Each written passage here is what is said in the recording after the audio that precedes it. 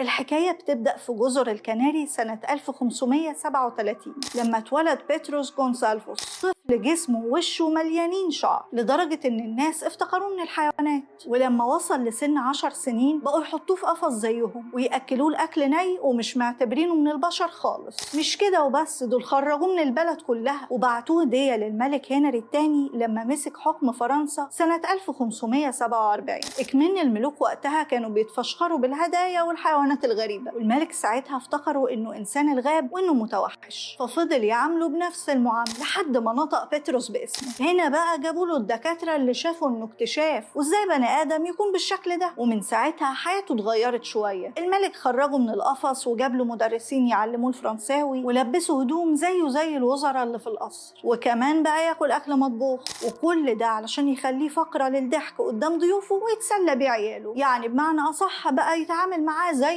أي حيوان أليف مربي. وبعد وفاة الملك هنري الثاني قررت مراته كاثرين دي ميديتشي إنها تجوز بيتروس، وده عشان يخلف لها عيال بنفس الشكل. شكلها كده كانت عايزة حاجة تسليها بعد المرحوم. المهم رسل عطا على كاثرين بنت واحد من الخدامين اللي كانت جميلة جدا، وده كان سبب إنها ما تشوفش العريس غير يوم الجواز. ومن كتر صدمتها في اليوم ده ساب لها بيتروس الأوضة كلها، وطبعا ما قدرتش ترفض لأن ده أمر من الملكة نفسها. بس مع الوقت حست كاثرين إنه طيب وهادي، وبعد فترة قليلة خلفت منه 4 عيال، 2 منهم كانوا بنفس حالة بيتروس. وطبعا بكده يكون حصل اللي الملكة عايزاه، فبقت توجب مع الممالك التانية بفقرات بيتروس وعياله اللي طبعا ما سلموش من الدكاترة في أي حتة يروحوها عشان يعرفوا إنه عن النادر ده. ومن كتر شهرة بيتروس بين الممالك الأوروبية الملكة أمرت برسمه هو وعياله ال2 اللي شبهه، والصور موجودة في المتحف الوطني للفنون في واشنطن في قسم الحشرات والحيوانات العاقلة. ومع إن الملكة كانت متمسكة بيه بس جت فترة عليها وزهقت،